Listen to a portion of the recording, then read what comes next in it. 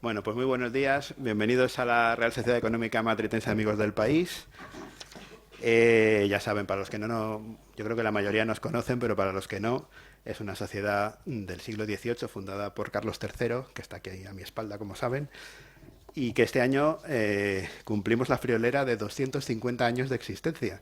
De hecho, el próximo día 17, o sea que ya está casi aquí, tenemos uno de los días grandes de las celebraciones del aniversario, porque es el día en el que se firmó, el Consejo de Castilla aprobó los estatutos de la sociedad, con lo cual estamos en pleno momento de éxtasis de celebraciones.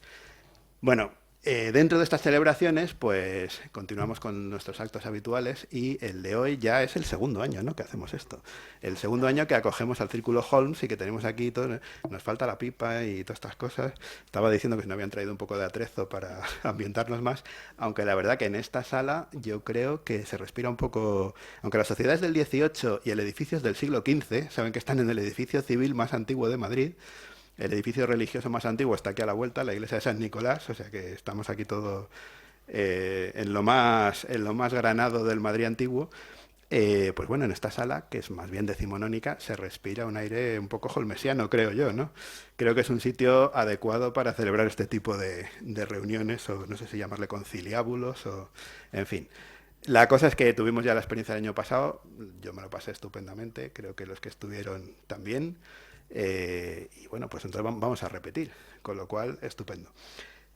Así que, bueno, agradecer a todos los que han venido, además que creo que ha venido alguna gente de Barcelona, que es donde está el núcleo central de los socios del Círculo Holmes, y que la verdad no sé qué nos pasa a los madrileños que no nos apuntamos. O sea que por favor, los de Madrid, seguidores de Sherlock Holmes, tenemos que apuntarnos. No puede ser que no haya aquí. Bueno, no sé cuántos socios tenéis aquí, pero Unos 10 más o menos unos en total. 10, madre mía. Creo que damos para bastante más, así que vamos a ver si conseguimos que eso cambie. Así que nada, bueno, muchas gracias Iciar Segura, la presidenta del Círculo Holmes, por estar aquí, por haber montado esta reunión. Y me voy a quitar las gafas porque estoy empezando con la presbicia y no veo nada, lo siento. Sergio Colomino también, bueno, muchas gracias por venir. Estuviste ya aquí el año pasado, si no recuerdo mal, con el podcast, ¿verdad? Que solo tenéis que repetir, porque además a los amantes de la radio y del podcast como yo, pues estas cosas nos encantan. Javier Jiménez Barco, también bienvenido, muchas gracias. Bueno, a Luis de Luis, que lo tenemos por ahí escondido, ahora hacemos intercambio, ahora les cuento, que bueno, en realidad es el responsable de todo esto. Luis, Exactamente. que es uno de nuestros socios, dice que no, pero es así. Y don Eduardo Torres Dulce, también muy bienvenido, Muchas gracias por gracias. estar aquí, que también es socio nuestro, Sí, sí. además. Bueno, todos ustedes lo conocen ya, pero bueno, la verdad que es un placer tenerte aquí porque, bueno, esta es tu casa, con lo cual espero que sea, bueno, ya hemos estado más veces, pero en esta nueva etapa y en este aniversario, pues te invitamos a venir más por aquí Vendré encantado. porque, en fin, estamos deseando que nuestros socios ilustres pues apoyen a la sociedad que estamos intentando que nos conozcan, porque fíjense que después de 250 años hay mucha gente del barrio que todavía se asoma y dice, ¿y esto está abierto? Anda, qué curioso. En fin, y no es por nada, pero saben que de aquí ha salido, por ejemplo, la ONCE. La ONCE se gestó en el Colegio Sordomudos de Madrid, eh, que lo fundó la Matritense. O, por ejemplo, el Ateneo de Madrid también, la Caja de Ahorros de Madrid, que pasó a mejor vida, pero que en su momento, que por cierto la heredera es la Caixa. Y la Caixa es ahora uno de nuestros patrocinadores, un poco en herencia de aquello. Y bueno, muchas otras cosas. La Asociación de la Prensa de Madrid se fundó en esta sala. Bueno, en fin, tienen aquí y algunas, si se fijan alrededor, tenemos varios recordatorios de todo esto. Y no les quiero aburrir con la historia, pero hombre, ya que hay algunas personas que han venido de fuera y algunos no habituales, pues se lo cuento. Y además que aquí un dato muy curioso y muy interesante, que ahora que está esto tan de moda, en esta sociedad aceptamos a las mujeres como socias desde el principio, desde el siglo XVIII. No ahora, sino en el XVIII. Con lo cual creo que en ese aspecto no nos pueden dar muchas lecciones. Así pues, sean todos bienvenidos. Les voy a contar lo que vamos a hacer. Como esto está pensado que sea un debate, me dice Luis, tipo Cowboys de Medianoche o tipo O tipo, ¿cómo me has dicho antes? Qué grande es el cine, es verdad. Tipo qué grande es el cine, nos falta García solamente. Pues lo que vamos a hacer es, la presidenta y yo vamos a bajarnos a las butacas discretamente, vamos a dejar a Luis de Luis de maestro de ceremonias, disfrutarán ustedes del debate y al terminar, al ter- al terminar volveremos a subir. Además vamos a hacer un pequeño acto que bueno, luego les contará la presidenta sobre un pequeño acto con los socios del Círculo Homs y con los nuestros también, claro, y bueno, y con todo el mundo. Así pues, yo creo que lo vamos a pasar estupendamente. Voy a callarme ya y voy a cederle la palabra a Luis de Luis para que nos introduzca en ambiente. Muchas gracias.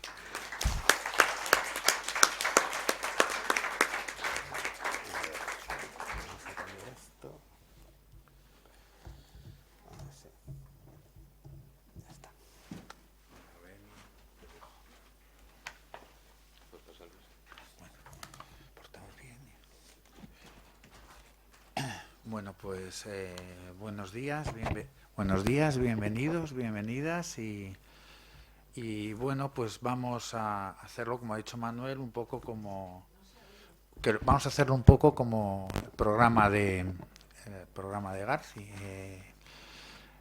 así que vamos a hablar un poco de cada uno de los libros que se traen debajo del brazo. Los participantes, para que nadie se quede sin hablar de él, como si fueran umbrales, y luego hacemos una especie de debate entre los tres. Y bueno, pues vamos allá. Qué grande es Sherlock Holmes. Empezamos de acá para allá por orden de son tres visiones de Sherlock Holmes. La de Javier sería la macro, la de Sergio sería un poco la micro y la de Eduardo sería ya la microscópica, ya que se ciña un relato. Empezamos por la macro. Bueno, Javier Jiménez Barco, le presento, es una persona que lleva una buena vida. Lleva una buena vida porque está siempre metido entre libros, narraciones, traduciendo, editando, dándoles forma. Se especializa en la literatura pulp, la literatura olvidada, un poco bizarra a veces, todo eso que todo el mundo desprecia, él lo rescata. Ha hecho también libros de estudio sobre ellos, como las colecciones literarias de ciencia ficción en España, Chicago Marte por 15 centavos, una historia de las revistas pulp, y este curso ha sido productivo mucho porque trae dos libros, uno se llama Sherlock Holmes, Universo Literario Ilustrado, es decir, lo que llamamos el canon de Sherlock Holmes, sus 60 historias principales, en todas, digamos, sus variantes e interpretaciones. Y luego lo ha completado con otro libro de Sherlock Holmes, iconográfico, tanto en el cine, en el cómic, como la televisión, que ofrecen entre los dos libros una panorámica casi exhaustiva del inabarcable mundo de Sherlock Holmes. Y bueno, ahora ya nos cuentas, Javier, son unos libros que la verdad es que son titánicos, es un trabajo de investigación tremendo, pero curiosamente no te han quedado como un informe pericial. Son unos libros muy cercanos, muy asequibles, muy hasta coloquiales, ¿no? Supongo que es el enfoque adecuado cuando te enfrentas a algo, como tú dices, tan inabarcable como es el universo de Sherlock Holmes. Lo que no puedes hacer es perder un poco la visión general y sobre todo lo que no puedes hacer es fallar en llegar al lector y en hacer que eso sea algo cercano. Yo creo que eso es una cosa que tenía muy clara desde el principio, ¿no? Ahí, bueno, sí. No, básicamente, a pesar del trabajo de investigación, pues claro, como sherlockiano que soy, lo que he hecho es disfrutar. Como tú has dicho que vivo muy bien, pues eso es verdad. Estaba haciendo algo que me gustaba, con lo cual realmente no me ha costado nada.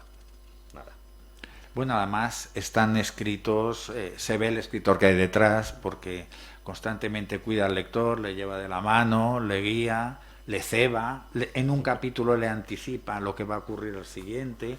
Es para el lector general, ¿no?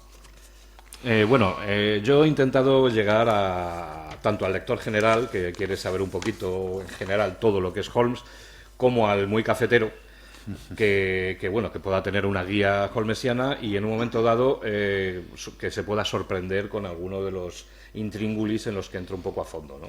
Entonces he intentado ir un poco para todos los públicos, ¿no? Bueno, además, como antes te decía, son libros más personales. En ellos se ve al arquitecto que es porque tiene la paciencia y el rigor de elaborar unos planos de Baker Street, unos planos propios, que eso es fascinante, ¿no? Me quedé con ganas de incluir también la planta baja y la planta segunda, que es donde están las habitaciones de la señora Hudson y de Watson, pero al final pues preferí centrarme en lo que es el primer piso, ¿no? El 221B, que es donde está el cogollo del tema, ¿no? Pero sí, pues una cosa que siempre había querido hacer. Es que el piso de Baker Street, en el fondo no sabemos, sabiendo dónde está, no sabemos dónde está ni cómo es. Cuando lo tenemos que, eso quizá habría que aclararlo. Baker Street es un sitio fantasmal. Claro, hay que ver que en el momento en el que Watson o su agente Doyle publican el canon, Baker Street solo llega hasta el número 85. Entonces no existe en ese momento un 221B. La mayoría de vosotros seguro que lo sabéis ya. Entonces, claro, durante décadas los eruditos holmesianos han hecho correr ríos de tinta acerca de la verdadera ubicación del 221B. Parece evidente que Watson enmascara la verdadera dirección de Sherlock Holmes, pues para que no esté la gente ahí dando la plasta todos los días, se supone. De modo que, bueno, pues ¿dónde estaba realmente ese edificio tan singular? Bueno, pues ahí me meto también. Hay otra cosa también, que son libros escritos desde el asombro y la fascinación por Sherlock Holmes. Eso, donde se ve bien, es como hablábamos antes, es en las películas de la Universal. Las películas que veíamos de críos cuando eran vacaciones de cine y ponían toda la serie de la Universal, de las que hablas con un asombro y un cariño que va mucho más allá del rigor, ¿no? Es que ahí te vuelves fan. Hombre, claro, entonces estas cosas se tienen que hacer con amor. No es esto, obviamente yo no me voy a hacer millonario ni famoso con un libro así. Entonces, como obra de amor que es, pues lógicamente ese cariño especial que siente uno hacia el personaje, su universo y sus manifestaciones, pues se deja ver en las páginas, obviamente. Que son unas películas que además han resistido el paso del tiempo. ¿Sí? Están hechas muy artesanalmente, pero han anticipado. Y con $4, ¿eh? Ahí está. Y con una compañía estable, ¿verdad? En el estudio de la Universal, los mismos actores sustituyéndose como si fuera una compañía de teatro, reciclando y funciona muy bien. Sí. Es muy divertido cuando te las vuelves a ver todas, por ejemplo, todas las de Universal, y te las ves todas de un tirón. En este caso, pues porque había que hacerlo, porque tenía que volver a revisitar todo aquello. Y claro, empiezas a ver un montón de personajes secundarios que aparecen los actores en otros papeles, ¿no? El que hacía de mayordomo, luego aparece haciendo de agente de policía y luego hace de asesino en otra, y así, pero con todos los actores, ¿no? Ya, pues como tú dices, una troupe teatral, ¿no? Que repetía en ocasiones papeles y en otras pues no. Eso es un poco lo que nos gusta de Sherlock Holmes, ¿no? El asombro. Y en esas películas, cuando las veíamos de crío, ya ahora un poco se producen. Son pelis asombrosos. Hizo Víctor Erice un corto, ¿no? De eso, del amor rouge, sobre una niña viendo la garra escarlata y su fascinación. Una niña, bien niña, ya era holmesiana, sin darse cuenta. Y eso mismo está en tu libro también. Hay otra cosa en tu libro también, que es que hablas del Sherlock holmesiano, citas a tus amigos, porque es que en España hay más Holmes de lo que parece, ¿no?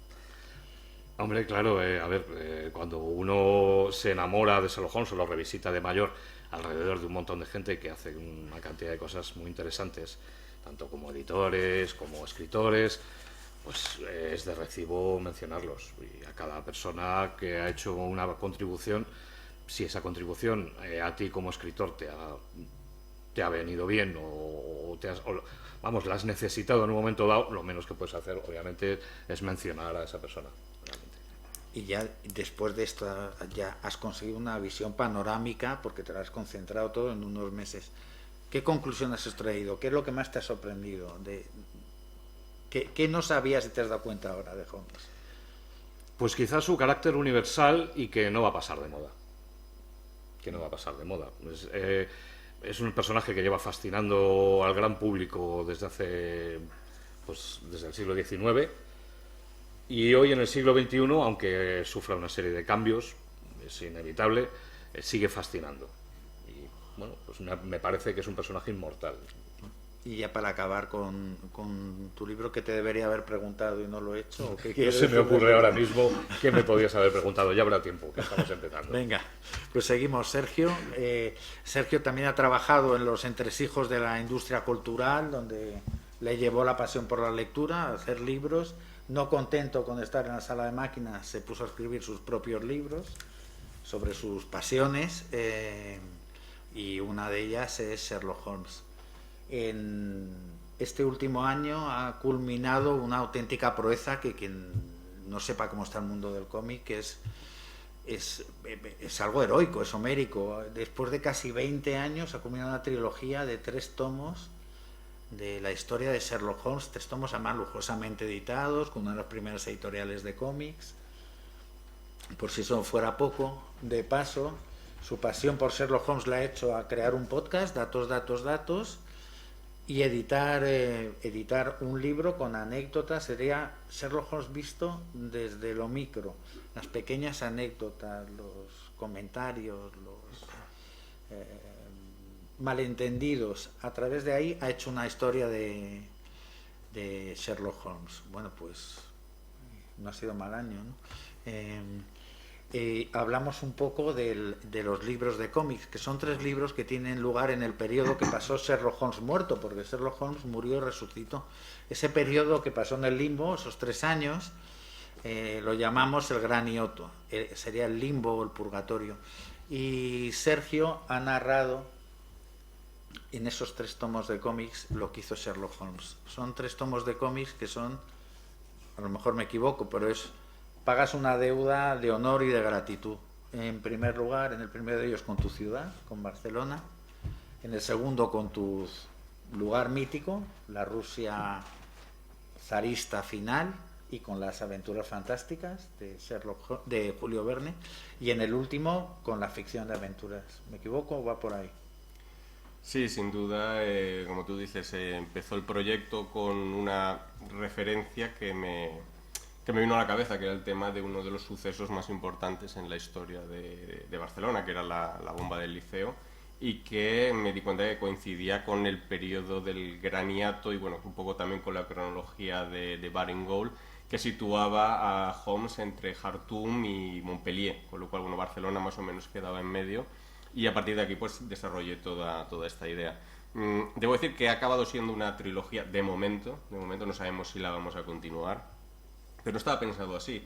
Lo único que el primer tomo pues tuvo suficiente éxito para que Norma Editorial dijera que quería un segundo tomo, y de hecho ese es el motivo por el cual Sherlock Holmes y el legado de Moriarty, que es la historia ambientada en Rusia, no es una secuela sino una precuela, porque era más fácil tirar hacia atrás que tirar hacia adelante. En el caso de esta precuela, pues la obra de referencia sería el Miguel Strogoff de Julio Verne, que siempre ha sido una de mis historias favoritas y que por cierto yo la conocí mi primera incursión en esta historia fue con aquellas míticas joyas ilustradas juveniles que hacía Bruguera y que luego me sirvieron para dar el paso a la novela, que yo siempre lo recomiendo, no tanto el cómic en sí, sino a veces esas adaptaciones que se hacían para chavales que luego nos han llevado a la obra original, que es algo que yo siempre he defendido. Y después el tema de Sherlock Holmes y el misterio del Tíbet, que yo lo he llamado una aventura pulp, pero bueno, me han dado la bronca diciendo que en realidad no es pulp, que sería una aventura victoriana, así que bueno, cada cual que la identifique como quiera. Pero después de 2 obras muy históricas, aquí yo y el dibujante, que es Jordi Palomé, que es la persona que está detrás del aspecto gráfico y que hace un trabajo sublime, lo que queríamos era sobre todo hacer una especie de divertimento y introducir personajes que nos gustaban de la época, de otros autores, especialmente de Kipling y de algún otro autor que no voy a revelar por si alguien no ha leído el libro. Y por eso es un volumen que es un poco distinto a los demás, algo que incluso se nota en el aspecto gráfico y yo diría también en el color. El color es muy distinto hasta el punto que muchas veces se desdibuja lo que es el límite entre la realidad y la ficción. Por eso digo, es una trilogía de momento en el cual cada uno de los volúmenes pues tiene su propio carácter. Es que, leída en el orden que los has publicado, hay un gradual despojamiento. pasas del realismo más se nota en el dibujo, es oscuro, es sombrío, está cargada en las tintas, del mundo anarquista en Barcelona, a la apertura de la naturaleza en Rusia, los nobles ideales traicionados, hasta ya el misticismo del último libro, un poco sombrío también, de la vida en la naturaleza. Y leídos en sentido contrario, pasas del misticismo más grande, espiritual, el mundo de las aventuras, a la realidad más cruda. Es casi una evolución personal, ¿no? Es una manera de vivir. Una evolución también como autores, porque yo siempre defiendo que quizá como la persona que está detrás de los 3 proyectos, el tercero para mí es el mejor. Pero ¿por qué es el mejor? Porque después de la experiencia de los 2 anteriores, tanto Jordi como yo somos mejor guionista y mejor dibujante. Hay gente que nos dice que no, que les gusta más el primero porque bueno, les gusta más el tema histórico y la aventura en Barcelona pues les parece más atractiva.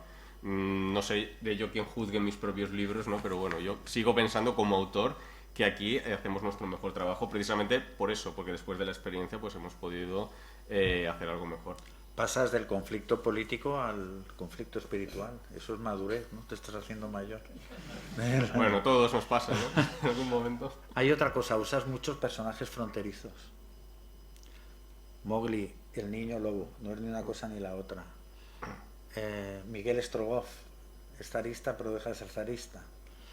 Son personajes de ninguna parte. El personaje el Dalai Lama también está entre 2 mundos. El personaje ese que no quieres nombrar, y no digamos Sherlock Holmes ya no es de ningún mundo, porque esto es muy curioso, como si no te valiese ninguno, te valiesen todos, o usas personajes desubicados. Son los personajes más interesantes, ¿no? Me gustan esa especie de grises que hay. Tú hablas de Mowgli, el problema que tiene Mowgli es que todo el mundo identifica a Mowgli con el film de Disney, ¿no? Es decir, Mowgli pues es el niño de la selva, ¿no? Bueno, Mowgli en el primer relato que publica Kipling, que es en el Rook, él es un adolescente. Sí. O sea, la presentación de Mowgli es como adolescente. Adolescente yo casi diría incluso un adulto, porque le buscan una esposa incluso. ¿De acuerdo? Empieza por el final, porque además se alista en el ejército. Sí, efectivamente. Entonces, me llamaba la atención que la gente no conociera esta visión de Mowgli. Del Mowgli, de hecho, el Mowgli real, pues el Mowgli literario.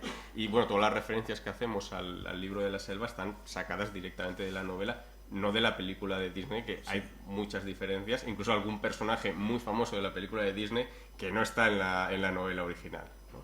El tema de Miguel Strogoff, yo creo que tal y como nos aparece en la novela, que es un defensor de la libertad, sería la evolución lógica a finales del zarismo, sobre todo con la llegada al poder de Alejandro III. Yo creo que alguien que es un defensor de la libertad, cuando el zar lo que hace es cortarlas precisamente, pues tendría la reacción que tiene el personaje. Y si hablamos después, estoy hablando por ejemplo en Jaume Maspok, que sería el Watson que tiene Holmes en La conspiración de Barcelona. También es un personaje que tiene una serie de ideales, ¿no? Pero esos ideales le impiden, por ejemplo, pasarse al anarquismo terrorista, ¿de acuerdo? No es capaz de poder cruzar esa línea. Por eso digo que para mí los personajes más interesantes son precisamente estos que tienen esos grises o que son capaces de estar en una situación pero también adaptarse a otra, porque es una evolución. Y están condenados a no ser de ningún sitio, como las criaturas que no quieres revelar que salen en la novela. Eso es una condena, ¿no? No poder ser de ninguna parte. Sherlock Holmes es así. ¿De dónde es Sherlock Holmes?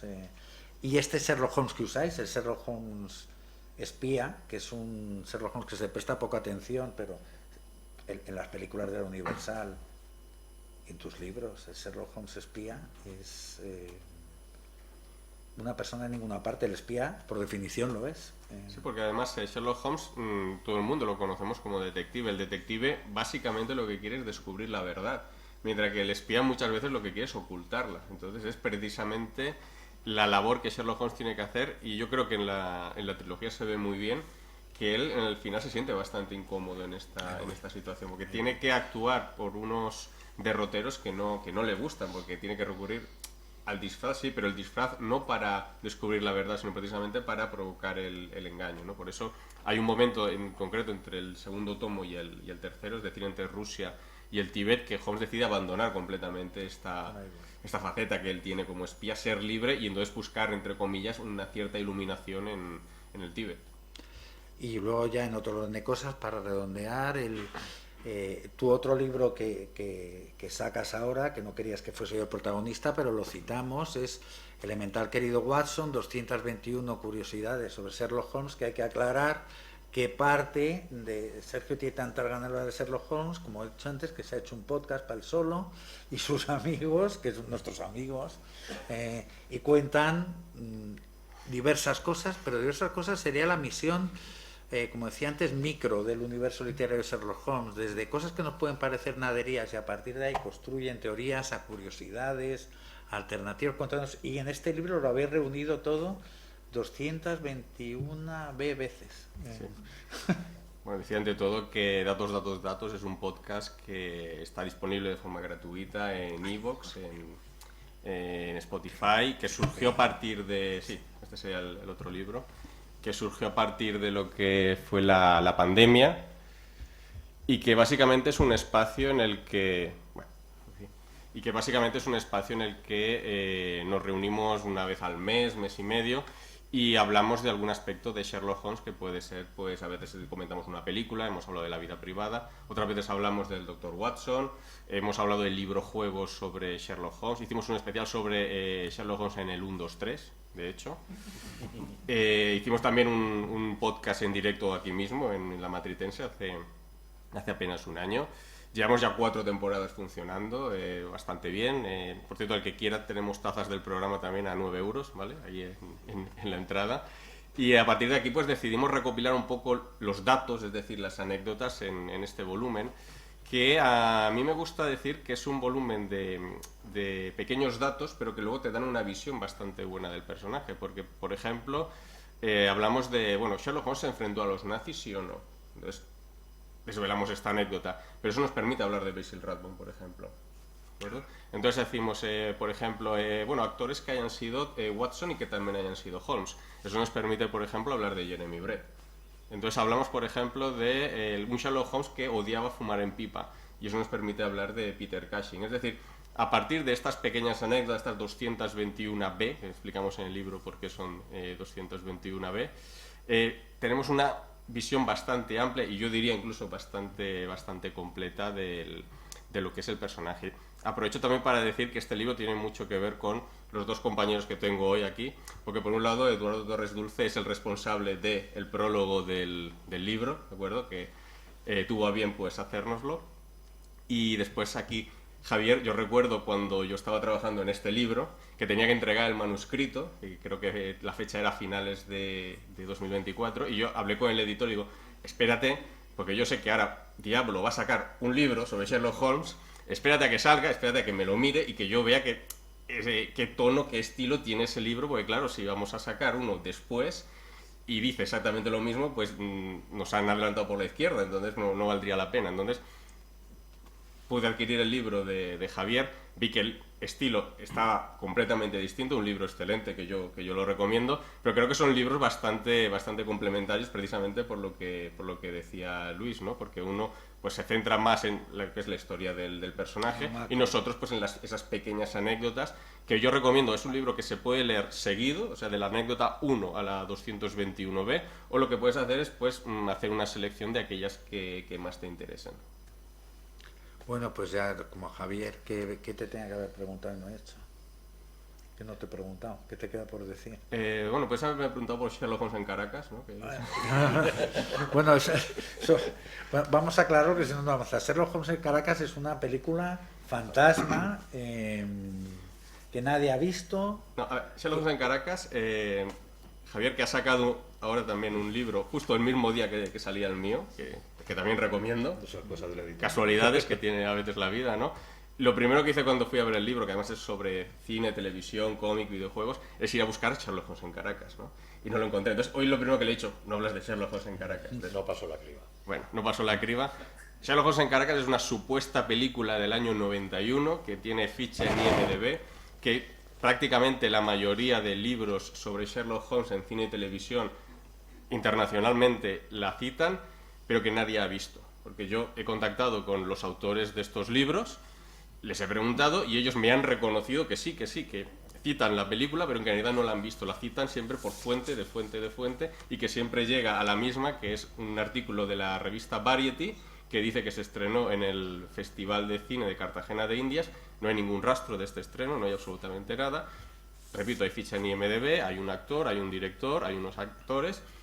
Está absolutamente todo, menos la película, no hay imágenes y sobre todo no hay absolutamente nadie que la haya visto. Entonces, yo he llegado a este punto que llevo ya años, y no estoy exagerando, tirando del hilo a ver a dónde me lleva, y siempre me lleva a lo mismo, que es este artículo de la revista Variety. Pues yo aquí en el libro hablo de esta anécdota y hago un llamamiento, por favor, si hay alguien que me pueda dar algún tipo de información de esta película o que me pueda asegurar que la ha visto, por favor que me contacte, porque me gustaría saberlo ya como algo personal. Por eso, bueno, te doy las gracias, Luis, por haberme dejado hacer este llamamiento.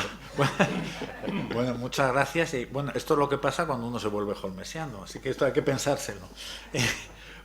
Pasamos con Eduardo Torres Dulce, que bueno, como todo el mundo sabe, es un jurista de larga, brillante trayectoria, pero yo creo que lo que está más orgulloso es como Jorge Luis Borges, ¿no? De los libros que has leído. Es verdad, buenos días. Sí. Sí. Porque además son los libros que has leído con gana, con fervor, narrativos, los libros que te han asombrado, ¿no? Sí, yo creo que a los que nos gusta leer los libros es, como dice mi amigo Garci respecto del cine, una vida de repuesto. Pues es verdad, ¿no? Forman parte de tu biografía, los relacionas con etapas de tu vida y es lo más parecido a un salvavidas cuando el Titanic se hunde o acaba varado náufrago en una isla desierta, ¿no? Pues sí, efectivamente creo que es una bendición de Dios que alguien te abra las puertas del gusto por la lectura y ya entras en un país, en un universo, en un cosmos absolutamente inabarcable y feliz. Hay una cosa que me dijiste cuando hablamos hace poco de la literatura me aporta consuelo, que es una frase que me conmovió. Sí. Bueno, yo creo que la literatura, como cualquier forma de arte, lo primero que, por lo menos desde mi punto de vista, que te proporciona es felicidad, entretenimiento. A mí algo que no me yo leer una novela para que me hunda en las profundidades de la depresión, una película o cualquier otra, o una amistad, pues huyo como de la peste totalmente, ¿no? Me parece que el hombre está hecho para la felicidad. La Constitución de los Estados Unidos de América está previsto eso, el Pursuit of Happiness, dice la Constitución, o el Bill of Rights, la Declaración de Derechos, ¿no? Y eso es lo primero. Y es verdad que inevitablemente en muchos casos te proporciona consuelo, ¿no? Pero debía haberte dicho que lo que proporciona es felicidad. Y si no proporciona felicidad, pues para mí es un arte bastardo, una forma artística bastarda. Va en relación con otra cosa que me dijiste también, que bueno, la vida, en el fondo, la vida real, esta y la de ficción, consiste en ir dejando atrás cosas. Sí, hay una cosa que me dijiste, es de Sherlock Holmes no he dimitido. Yo creo que no dimitirás jamás, ¿no? De Sherlock Holmes no se dimite. No.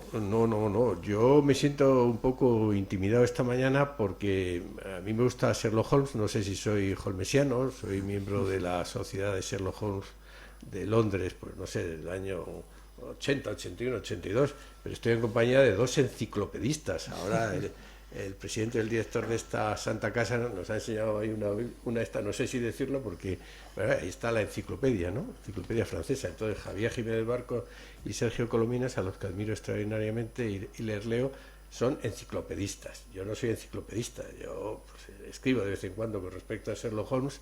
Ellos lo saben todo. Bueno, el pequeño déficit de lo de Caracas se solventará antes o después, y en todo caso, quien se haya inventado lo de Sherlock Holmes en Caracas, pues es lo más parecido a Jorge Luis Borges, ¿no? Y por lo tanto, es como Pierre Menard, autor del Quijote, ¿no? Pero ellos lo saben todo, yo no, yo ni mucho menos, ¿no? Lo que pasa es que desde que descubrí Sherlock Holmes en la biblioteca de casa de mi abuela, en un pueblecito de Cuenca, del que vengo esta mañana, Bellisca, pues empecé a leerlo en unos viejos volúmenes de la editorial Prometeo de Valencia, que estaban muy desordenados y tal, y ya en un momento determinado cuando tenía 12 años, una tía mía, mi tía Cristina, me dijo: ¿qué quieres de regalo, de santo? Somos castellanos y en Castilla se celebran mucho más los santos que los cumpleaños. Y entonces le dije: tía, ¿hay alguna colección de cuentos de Sherlock Holmes? Que a mí me gustan mucho. Y me regaló 2 volúmenes en papel Biblia y en piel de la editorial Aguilar, que los tengo como un tesoro. Y desde entonces pues estoy infectado y adicto, como dice mi amigo Luis Alberto de Cuenca, a Sherlock Holmes. Y yo creo que las infecciones que te provocan subida de fiebre y por lo tanto liberas toxinas inevitablemente, aunque parezca lo contrario, ¿no? Y de las adicciones que te ayudan a vivir, no hay que curarse nunca en absoluto. O sea, que diga que hay que curarse de adicciones de este tipo, por favor, no se me interprete mal. A ver si aparece mañana el titular: es fiscal general del Estado recomienda las adicciones en las redes sociales, y tengo un problema con mi familia y sobre todo con mi despacho. No he querido decir eso, espero que se me haya entendido. En todo caso, las redes sociales están para eso, ¿no?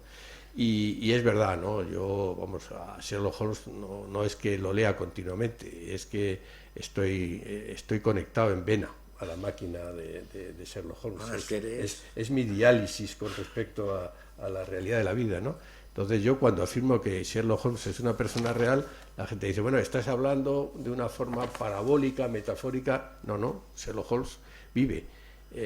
No muere nunca, ha vivido y sigue viviendo, y por lo tanto quien sostenga lo contrario pues es un idiota, y ya está, que le va mal en la vida. Si no acaba de descubrir fundamentalmente que la mayor fuente de ficción es la vida misma, pues no va a ninguna parte. A mí, cada vez que me dicen en una película eso es inverosímil, digo: tú no has pasado como yo 14 años en un juzgado de guardia de Madrid. Entonces, hablar de inverosimilitudes en una novela, en una película, cuando has pasado por ahí o por un servicio de urgencias en un hospital, pues es absurdo, ¿no? Totalmente, ¿no? Aparte de que es no reconocer que la belleza descomunal de la ficción, ¿no? La ficción se asienta siempre sobre la realidad, ¿no? Lo que es ficción de verdad son los documentales, eso sí que es ficción. Las películas son realidad, los documentales pura ficción. Bueno, es que además eres un adicto militante, porque tu relación con Holmes te ha hecho a editar libros para la maravillosa colección Tus libros de Anaya. Sí, es cierto. Completarlos con pastiches, en los que sale John Ford, sale Laurence Olivier. Participas activamente en sociedades holmesianas y hasta hiciste tratamiento para el guión de una película holmesiana. O sea, es que militas Bueno, en la adicción. Sí, que soy adicto, no militar ni nada, soy adicto, y ya está, vamos a dejarlo ahí directamente. No soy un sabio como mis 2 compañeros de mesa, y lo digo de verdad con admiración, afecto y con veneración, ¿no?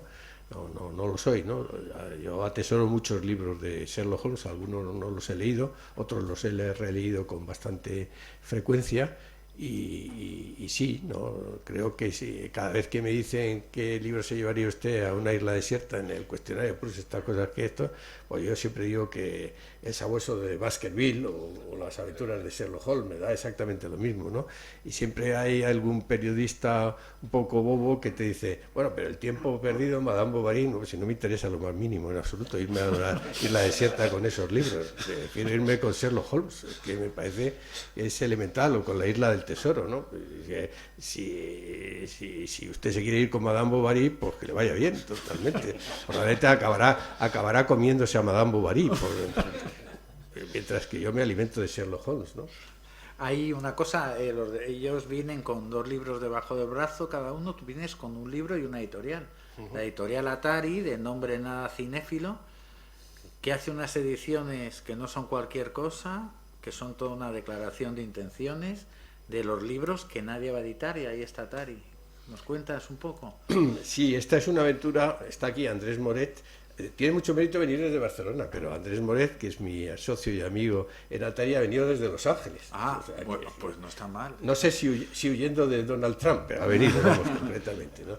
No, porque está metido en el mundo del cine, Andrés, y y va a participar ahora en el rodaje de la serie esta de Walking Dead, de los zombies, la de los zombies, ¿no? Que se ha rodado ya, me ha dicho, yo no la sigo, un episodio, pero no por nada, sino porque no tengo tiempo para más, ¿no? Entonces, un grupo de amigos hace mucho tiempo nos reunimos, entre los que está Garci, Luis Herrero, Andrés, el doctor Venturaciones, que es uno de los mejores neurólogos del mundo, Javier Granján, bueno, 8 amigos en definitiva, y decidimos que por qué no constituíamos una sociedad para editar libros. Luego le dimos el nombre de Atari, creo que fui yo el culpable, porque yo distingo a las personas entre las que les gusta Atari y las que no les gustan. No digo ni buenas ni malas, pero ya está, o sea que esto es otra de mis adicciones, ¿no? Y decidimos que lo que nos apetecía era editar libros que no se hubieran editado en España y que nos gustaran a los 8, porque no hay derecho de veto, pero nos tiene que gustar a los 8. Que no se hubieran editado, o que se hubieran editado mal, con malas traducciones o malas, etcétera, y además con la idea de hacer libros a la antigua, es decir, pasta dura, con lo que se llama el rejoneo, es decir, que es como si se hubieran abierto las páginas.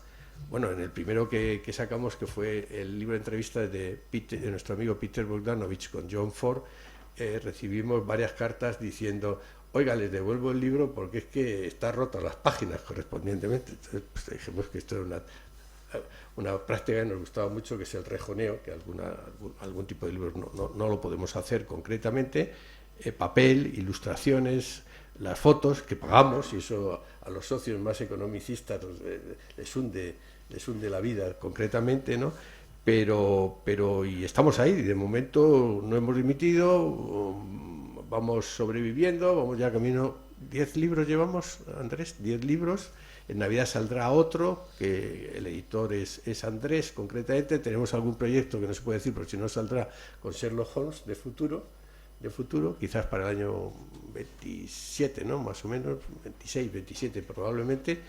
Y en un momento determinado decidimos que sería bueno intentar la aventura de libros en un formato más pequeño, que es este formato. El anterior el habitual es más esto, libros un poco para retomar la idea de los libros que apetece leer en Navidad. Entonces estuvimos dándole vueltas al asunto y yo propuse 2 libros. Uno, Los Tres Padrinos, que es un cuento de Navidad en que los 3 Reyes Magos son 3 atracadores en el oeste, que rodó 2 veces John Ford y más directores, basado en una novela corta o un cuento largo de Peter B. Kine, que es un escritor excelente, que ha editado aquí por la Editorial Juventud, pero que nunca se había editado, fundamentalmente. Y la otra propuesta era el único cuento navideño, me van a corregir mis enciclopedistas particulares, pero el único cuento navideño que se desarrolla en Navidad por parte de Sherlock Holmes, ¿no? Que es El Carbunclo Azul, que yo sé que hicieron una edición de Baker Street Irregulars hace bastante tiempo, y se han hecho ediciones además del libro, ¿no? Bueno, ya mis socios me dijeron que me animara a hacer una introducción. He hecho una introducción de los 2 libros concretamente, no se están vendiendo mal, espero que se sigan vendiendo bien, fundamentalmente, y la idea básica era hacer libros que la gente les apetezca tocarlos, tenerlos en la biblioteca, volver a ellos fundamentalmente, ¿no? En el caso de Carbunclo Azul y de Los Tres Padrinos, con las ilustraciones originales, las de Paget, en el caso Sidney Paget, en el caso de Sherlock Holmes, y las de Maynard Dixon, y no recuerdo el otro ilustrador en este momento, en el caso de Peter Kine, la novela corta de Peter Kine. Nos lo hemos pasado bien, nos lo pasamos bien editando. Los lectores pues van comprando los libros, y esa es la aventura. Son unas ediciones maravillosas. Hay una, la que más me ha llamado la atención, el libro de Cecil Beaton, sí, sobre My Fair Lady. El editor es Andrés. Pues enhorabuena, menudo librazo, que además My Fair Lady es un Sherlock Holmes apócrifo, pero que también tiene que ver. también tiene que ver aquí. No he podido traer los libros, pero bueno, yo mañana estoy firmando libros en la caseta de 8,5, la librería de cine, que creo que es la 51, y en Distriforma, que es la distribuidora de los libros, en la caseta 23. Si alguien tiene interés, tiene allí los libros. Y si alguien va por la Feria del Libro mañana, pues yo encantado de firmar. No sé si Javier o Sergio vais a ir también, ¿no? Tú mañana por la tarde. ¿Y tú, Sergio? Yo firmo esta tarde de 5 a 7 y además es imposible perderse porque firmo en la caseta 221. Eso lo has elegido tú deliberadamente. ¡Qué maravilla! ¿Qué dijiste? Si no es ahí, no firmo. Así que bueno, pues ese es el tema. Tú me has provocado para hacer una edición de los pastiches estos, pues allá tú. Yo ya, como no logro conectar con Anaya, he decidido tirar por la vía, etcétera. Si quieres, O sea, primicia. los editamos y Santa Pascua tú. Pues, en una edición novenal, ¿no? Pues Esto, edición novenal, sí, novenal, sí. ¿no? Pues entonces... No, lo digo porque si no Andrés me va a decir, ¿y nosotros qué? Totalmente. Después la edición buena, ¿eh? Pues, bueno, eso ya... No, es que no he conseguido conectar con Anaya. Pues estupendo. Por lo tanto, he hecho un estudio profundísimo jurídico acerca de mis derechos de autor que me ha llevado exactamente medio minuto y he decidido que los derechos son míos y por lo tanto que hago yo lo que me da la gana. Bueno, pues bueno, ya que estamos cerrando negocios, es para editar los pastiches de Eduardo con Círculo Holmes, con la venia de nuestra presi. En deuda de gratitud haces un epílogo. Sí, claro, por supuesto. Y un prólogo de presentación, Sí, bueno, una entrevista que tenemos. Tengo que decir que el libro me debes dinero, Javier. Vaya, porque no, aprovecho para decirlo ahora con gente, con testigos, porque he regalado en Navidades un montón de libros de Sherlock Holmes tuyos, así que dame una participación. Bueno, pues nada, luego hablamos en privado. Haré lo mismo con Sergio, al que me hizo el honor de encargarme el prólogo vía Luis, y para mí me quedé absolutamente asombrado, maravillado. Ahora más que me ha regalado la edición, porque claro, yo lo vi en bruto, por decirlo de alguna forma, y sin ilustraciones, cosa que me había advertido Sergio, y me parece que son dos libros extraordinarios, absolutamente extraordinarios, de puro goce. De Sherlock Holmes, al primero, el de Javier, al primero que se lo regalé fue a mi amigo Luis Alberto de Cuenca, que somos amigos desde los 16 años, y que en Navidad nos regalamos siempre algún libro, generalmente de Sherlock Holmes. Procuramos sorprendernos, ¿no? Así que estoy en excelente compañía. Bueno, pues seguimos, es verdad. El libro, El Carbunclo Azul, dice de él que habla del espíritu desparramado de la Navidad. Me parece la definición perfecta de un cuento que es una gincana por todo Londres, que suben a los palacios, bajan a las cabañas, hay un espíritu compasivo, una manera de administrar la justicia también muy atendiendo a la compasión, que es a la misericordia, y un recorrido por todo el Londres de la vida real donde surge lo maravilloso, lo inesperado. Es un cuento perfecto, en 20 páginas. Sí, a mí me gusta mucho. Luego acabamos decidiendo introducir también alguna cosa que probablemente estaría ya en algunas de las ediciones de los libros o de las antologías, pero nos parecía que se completaba bien con dos artículos periodísticos. Uno, el señor Sherlock Holmes a sus lectores, que es un concurso que hizo el Strand Magazine acerca de que Conan Doyle eligió sus narraciones favoritas, y luego los lectores mandaban las suyas, y el que más acertaba, pues no sé, les daban una cantidad de dinero, no recuerdo en este momento concretamente, ¿no? Y bueno, nos pareció que para el lector pues sería interesante completarlo con la idea. Luego ya le he echado un vistazo y he visto que tú también tienes en un capítulo, Sergio, ahí de los data, ese... Por cierto, el premio era una edición de Memorias y Aventuras firmada por Conan Doyle. Efectivamente. ¿Y no había dinero también? Yo en principio la fuente que he consultado decía ya. eso. Bueno, pues no, a mí me parece que es uno de mis cuentos favoritos porque a mí la Navidad me encanta. Hay gente que odia la Navidad, lo encuentro perfectamente lógico, totalmente. A mí me encanta la Navidad y creo que además es el más dickensiano de todos los... Hay mucho de Dickens desde mi punto de vista en las aventuras de Sherlock Holmes, ¿no? Pero este es profundamente dickensiano, ¿no? De todo. Está ese Londres de los barrios, están los barrios periféricos, están los pavos de Navidad, por decirlo de alguna forma, el felicitarse porque Watson, que ya está casado, yo creo que por primera vez, hay gente que dirá por segunda vez o por lo que sea, esto nos metemos en un lío realmente notable al respecto. Va a felicitar a su amigo, que es una muestra de amistad, y a partir de ahí, como tantas veces, surge la aventura inesperada.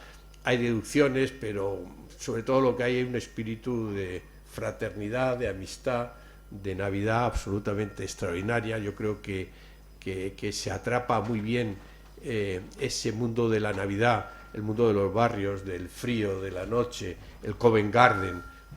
Creo que la capacidad de describir todo eso está realmente extraordinaria. Y luego esa cualidad que yo creo que hace imbatible eso, que nunca va a desaparecer Sherlock Holmes, y es la calidad humana de los personajes, la capacidad que Watson y el agente literario Conan Doyle atribuyeron a los personajes. Es imposible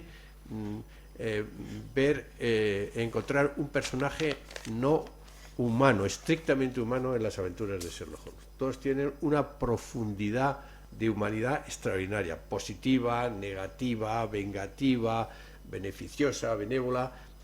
Creo que esa capacidad para mirar por el observatorio de la vida y observar a las personas que circulan por la vida de Watson y de Conan Doyle y del propio Sherlock Holmes es sencillamente extraordinario. Yo creo que este cuento, El Carbunclo Azul, rebosa de esa extraordinaria cualidad. Luego, además, yo creo que Payet, como siempre, pero particularmente aquí, atrapa muy bien el espíritu del cuento, del cuento que tiene que ofrecerse, ¿no? Y lo complementa de manera absolutamente extraordinaria, ¿no?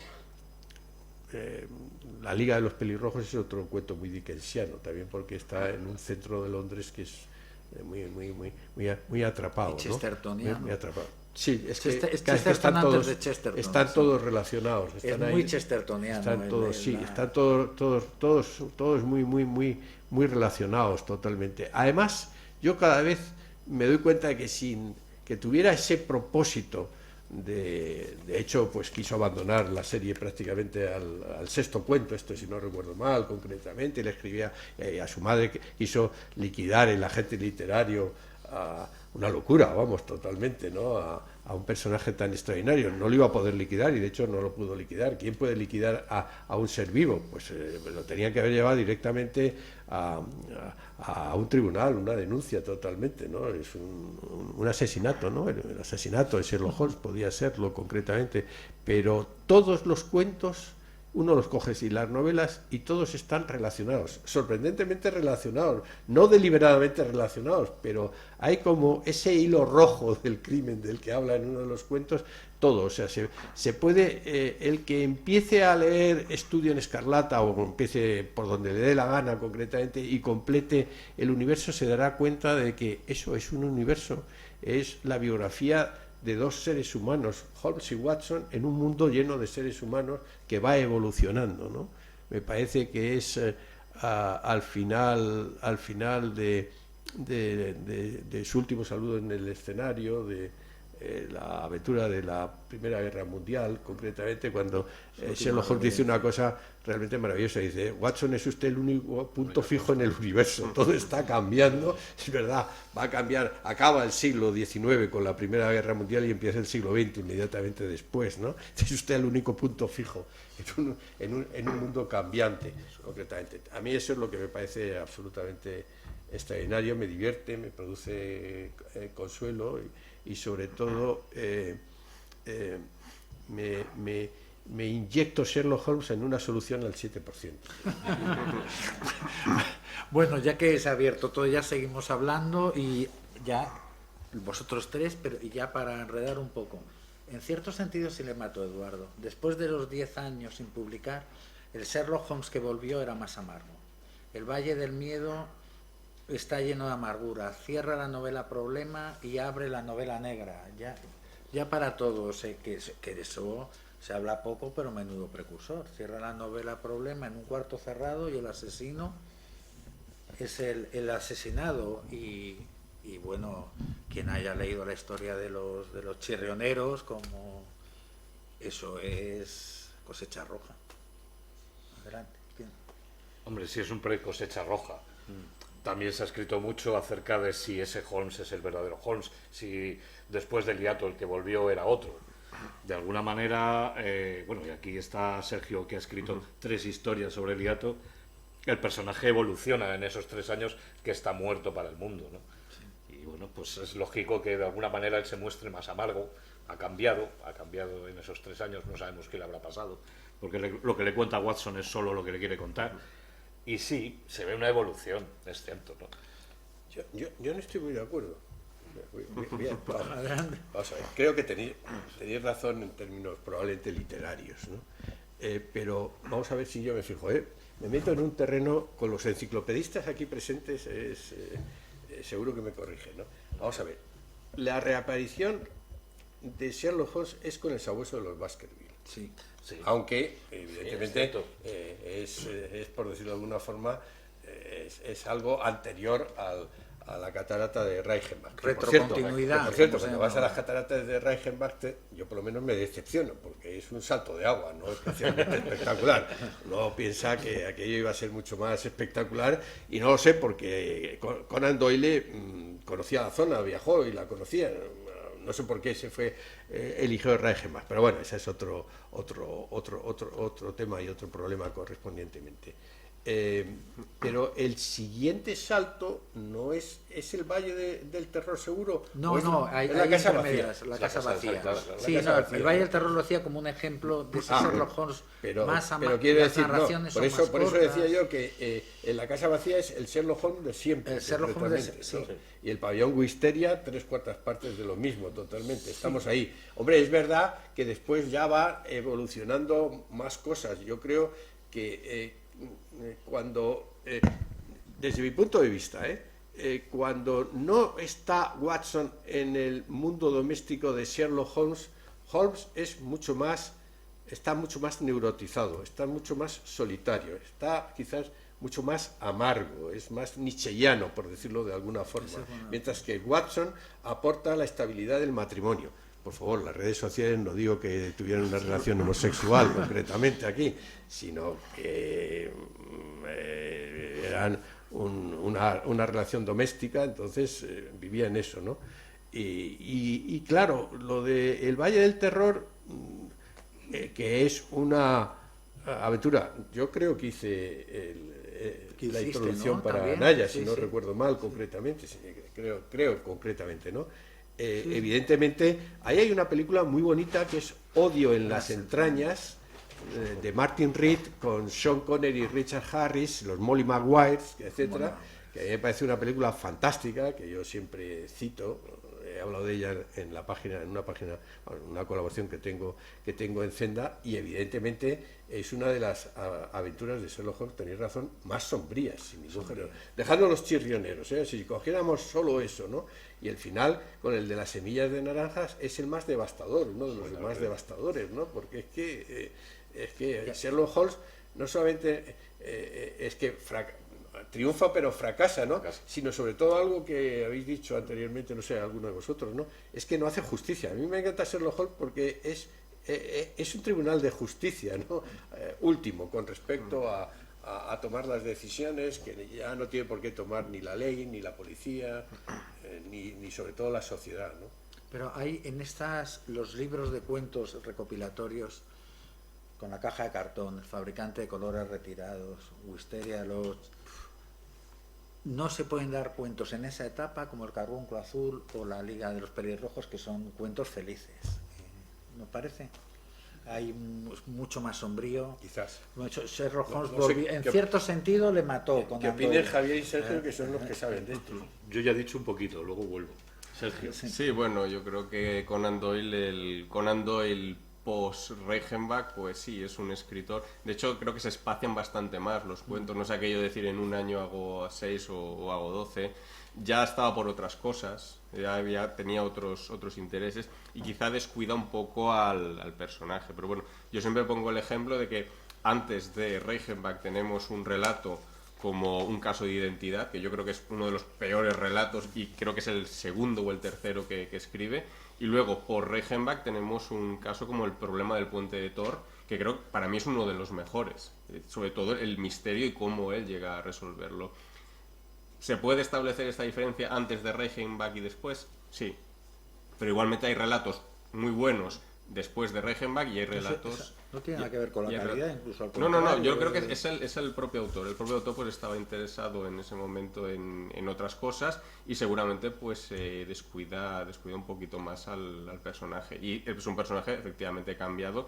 Yo lo digo en el libro, que Holmes, en cierta manera, cuando hablábamos del Valle del Miedo, que por cierto para mí siempre será el Valle del Miedo, nunca será el Valle del Terror, eso es una cosa que siempre defiendo, la traducción del Valle del Miedo, pero casi es un precursor del hardboiled, porque allí tienes auténticas palizas, realmente cogen a una persona y le pegan una paliza y lo dejan prácticamente muerto. Tenemos, creo que es la aventura de los tres Garrider, que Watson es herido de bala. Eso creo que es el único caso en todo el canon que uno de los dos, o Holmes o Watson, son heridos hasta ese punto, ¿no? Entonces sí, creo que ahí se introduce un poco el tema más detective, más físico o más violento. La incluso. caja de cartón, Peter el Negro, fabricante Correa retirado, donde deja... Pero la caja de cartón, es anterior. es anterior a Reichenbach. Bueno, sí, Las memorias. la memoria se me ha escapado, pero vamos...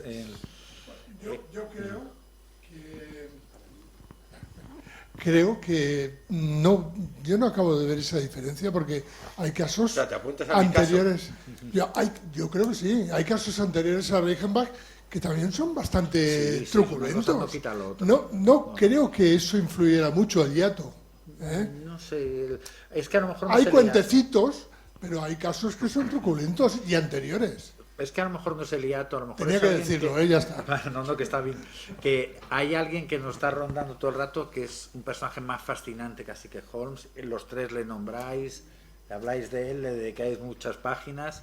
Es un tal Sir Arthur Conan Doyle. Es fascinante. Sí, bueno, yo lo digo en la introducción del Carbúnculo Azul, ¿no? A mí Conan Doyle, cuando me citan, vuelvo otra vez, me piden citar a autores, yo creo que en términos de novela hay que citar, creo yo, fundamentalmente a Cervantes. Cervantes es el que cambia todo, absolutamente todo, no sé si consciente, deliberadamente o casualmente, ¿no? Pero si nos metemos ya en la gran novela del siglo XIX, a mí me parece que se produjo una conjunción astral, como decía aquella ministra del gobierno del señor Zapatero, impresionante, ¿no? Es decir, un siglo en el que coinciden Walter Scott, Dickens, Flaubert, Zola, Maupassant, Alfred de Musset, los norteamericanos también de toda la época, y luego los grandes narradores populares en el mejor sentido de la expresión, ¿no? Es decir, Stevenson, Conan Doyle, Conrad, Henry James, menos popular en este sentido, un poco más adelante Edith Wharton. Es que empiezas y no acabas absolutamente con Tolstoy, Dostoyevsky. Es que el siglo XIX es inabarcable, absolutamente inabarcable. Aquí en España Galdós, Alarcón, bueno, los cito siempre porque es un cuentista absolutamente prodigioso, Clarín.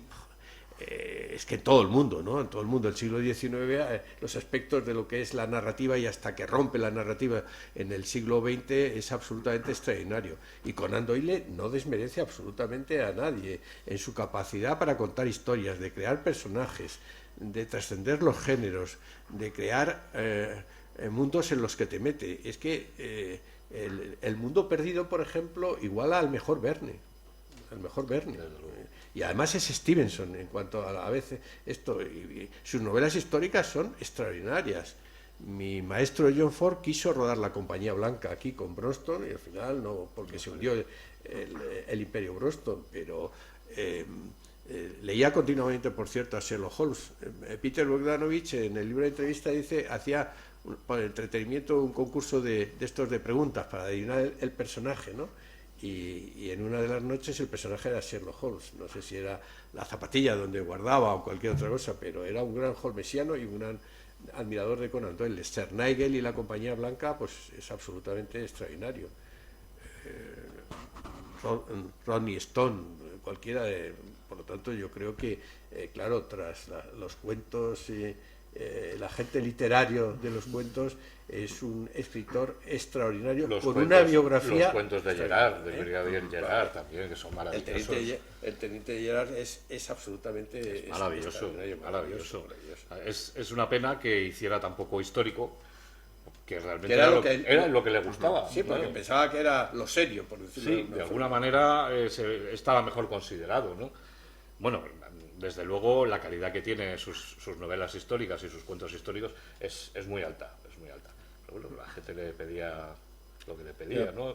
De alguna manera, a lo mejor es la visión del propio Doyle la que deja traslucir esa amargura que tú comentas. Pero hay más en Conan Doyle que el escritor. Es una de esas personas más grandes que la vida, ¿no? Como esos bigger than life, como todo, como prohombre en este mundo, en el más allá, como hombre de justicia. Tenía una frase Doyle que él decía que era si paso a la historia solo como el autor de Sherlock Holmes, consideraré que mi vida ha sido un fracaso.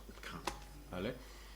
Esta frase creo que lo define bastante bien, porque lo conocemos como el autor de Sherlock Holmes principalmente, pero él hizo muchas cosas. Él, incluso al margen, diría yo, de la literatura. Él introdujo cuestiones, por ejemplo, como la práctica del deporte. Él se mete en política, estaba interesado en el tema de ser corresponsal de guerra, por ejemplo. Él escribía artículos, pues, cómo había que proteger a los soldados, que todos los soldados tenían que llevar un casco. Si un soldado caía en el mar, cómo se podía defender de los tiburones. Esto hay artículos de Conan Doyle sobre esta cuestión. Es un hombre que estaba, yo lo calificaría como un humanista. Alguien que estaba interesado en todo lo que tuviera que ver con la sociedad humana. Y aparte de esto era el autor de Sherlock Holmes. Lo que pasa es que pues, ha pasado a la historia precisamente por esto, e incluso yo diría que bastante eclipsado, ¿no? Hasta el punto que hay más gente, diría yo, que sabe o que conoce el nombre de Sherlock Holmes que el nombre de Arthur Conan Doyle, ¿no? Pensemos, por ejemplo, esas famosas ediciones de RBA, ¿no? De los grandes maestros del misterio, que por ejemplo también está Agatha Christie. En los libros de Agatha Christie aparece grande Agatha Christie, ¿no? Y en pequeño pone el título. En el caso de los volúmenes de Sherlock Holmes aparece en grande Sherlock Holmes y abajo aparece Arthur Conan Doyle. Es decir, lo que quieres vender precisamente es el personaje, no el autor. Sí, sí. Creo que es así. Por eso hay que animar a la gente. Yo siempre animo a que lea al otro Conan Doyle, por decirlo de alguna manera, ¿no? Es muy recuperable. Es extraordinario cuentista, extraordinario novelista, extraordinario polemista, extraordinario historiador, concretamente un patriota, en el mejor sentido de la expresión, un patriota liberal que defendía, pues, por ejemplo, yo no sé cómo las feministas avant la lettre no hablan de los cuentos de Sherlock Holmes, porque su defensa de las mujeres golpeadas, maltratadas, del matrimonio como una cárcel para las mujeres sin recursos, bueno, pues está ahí presente. Por supuesto, él tenía una tragedia personal permanente, ¿no? La enfermedad de su primera mujer, tuberculosis, la aparición con su mujer viva de un amor, su segunda mujer, parece ser que platónico concretamente, pero que le creaba un problema de conciencia personal. Era un hombre de extraordinaria conciencia, como lo demuestra, por ejemplo, en la defensa del caso Edalji y del caso Oscar Slater, es decir, un campeón frente a las injusticias, un Sherlock Holmes de arriba abajo, ¿no? Y toda esa biografía personal, lo habéis apuntado vosotros, pues evidentemente que a él le llega totalmente. Yo creo que no hay ningún escritor que en sus escritos, por muy distanciados o bizarros que sea con respecto a su vida, no esté presente en las huellas de su vida biográfica y su interior, por decirlo de alguna forma. Y esas tensiones existenciales de la vida de Conan Doyle, yo no me he puesto a rastrear cuando escribe La caja de cartón ni qué le pasaba en ese momento, pero estoy seguro que está ahí, ¿no? Yo creo que ha puesto el dedo en la llaga cuando has comentado que es imposible que un autor, sea quien sea, se distancie de su obra hasta tal punto de que, aunque no sea de una manera inconsciente, inadvertida, deje traslucir parte de sus circunstancias. Eso es inevitable. Eso es absolutamente imposible. Pero el caso de Conan Doyle va un poco más allá, porque es de los poquísimos escritores que han tenido una vida de novela. Puedes novelar a Conan Doyle sin hablar de sus libros, hacer una novela. Stevenson tampoco lo hizo mal, ¿no? Y hasta un momento determinado de su vida, Conrad, por ejemplo, ¿no? Pero es de los poquísimos escritores. Con todo, ahora yo creo que es solo un creador de Sherlock Holmes, el primer creador, el padre quizá. Pero para que Sherlock Holmes haya llegado al 2025, ha tenido, por ejemplo, una madre, Edith Meissner, la autora de los guiones de radio, quienes le han dado más vida a Sherlock Holmes, los autores que le han retomado, los actores que le han vivido, porque William Gillette le ha revivido, Gatiss y Moffat tienen tanta culpa, causa en haber traído a Sherlock Holmes hasta aquí. No sé qué opináis, que es una creación colectiva y el último creador es el público. Yo creo que eso que cuentas es una realidad, pero pondría dos asteriscos a esa realidad, y mis queridos amigos y compañeros me lo dirán. Es decir, Javier escribe esos libros y Sergio, no digamos, la novela gráfica, pura y simplemente haciendo lo que tú dices, es decir, manteniendo la vivencia del personaje, pero porque el personaje puede vivir. Si el personaje no pudiera vivir, no habría vivido después de acabar las aventuras y Javier no habría escrito los libros de recopilaciones, etcétera, ni Sergio sería capaz de escribir, es que la palabra pastiche suena mal, vamos, una nueva aventura, pero es legítimo, etcétera, la palabra ¿no? pastiche es verdad, es es decir, legítimo. todo eso ayuda, pero la mayor parte que se acerque ahora a leer a Conan Doyle no sabe nada de las emisiones de radio, ni de Basil Rathbone, ni de, o sabe muy poco, efectivamente, habrá visto alguna película. Es que el personaje es tan bueno, está tan vivo, es tan humano, que permite excavar dentro del personaje y llevarlo a cualquier otra circunstancia, o recopilar todo ese mundo Javier, o creándolo recreándolo nuevamente, como hace magníficamente Sergio. Pero eso es así. Tú coges otro personaje de la historia de la literatura e inténtalo revivirlo. Por ejemplo, uno que es muy difícil de revivirlo y se ha intentado es Don Quijote. Es muy difícil, muy difícil, y es un personaje extraordinario, universal y prolongado a lo largo del tiempo. Pero ponte a escribir ahora, pues lo hizo Avellaneda, que no está mal, pero llegó Cervantes y lo hizo mejor. Pero ¿qué hay ahí? Hamlet, pues exactamente lo mismo, ¿no? Incluso los personajes de Dickens, estoy pensando en personajes maravillosos, para mí una de las mejores novelas de la historia de la literatura, el Club Pickwick, las aventuras del Club Pickwick. No, es que no. El propio Padre Brown, que tiene películas y tal, tampoco. Es decir, es que el caso de Sherlock Holmes es singularísimo totalmente, porque es un personaje supuestamente literario, vivo, que sigue viviendo y que continuamente la gente excava en el personaje, ofrece lo mismo el personaje en alguna otra situación. Javier seguirá escribiendo libros sobre la expansión del universo y Sergio seguirá haciendo novelas, igual que Nicholas Meyer sigue publicando novelas no muy buenas desde mi punto de vista en comparación con las anteriores. Y yo no sé cuántos pastiches se hacen de Sherlock Holmes al año, pero un montón de pastiches siguen por ahí. Es inabarcable. 400 al año. 400 al año. Solo de edición, de editoriales legítimas. Y en todos los países estoy seguro que un holmesiano en Malawi está escribiendo una aventura de Sherlock Holmes en Malawi o donde se le ocurra, ¿no? Eso es prodigioso, pero eso es porque es el personaje para mí, ¿no? Pues, un poco a eso me refería, pero que haya llegado hasta aquí ha sido una carrera de relevos, que el personaje lo han ido rotando, tiene culpa a las emisiones de radio. Hay una cosa que dice Javier en su libro que yo creo que es muy cierta, que siempre se ha ido adaptando al canal de comunicación más en boga. Desde el teatro pasó a la radio ha vuelto con las ficciones sonoras, a la televisión, ahora a las plataformas y al cine. Siempre ha estado en la vanguardia, ha dispuesto de los mejores guionistas, porque las películas de los años 70 son resplandecientes, son de primer nivel todas.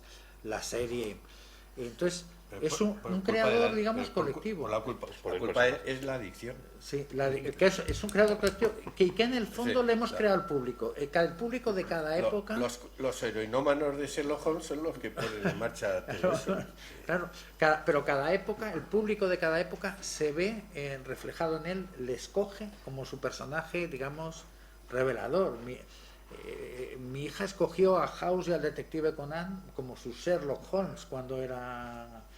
Entonces, esa mutación, esa es una creación colectiva que en última instancia nos lleva la antorcha, la hace el público. No sé qué eso está un poco Fíjate, en tu yo creo libro. que no vale todo. Es decir, las reinterpretaciones y reinvenciones del personaje son continuas, se dan primero en el teatro, luego en el cine primitivo, empiezan a publicarse pastiches, algunos mejores, otros peores.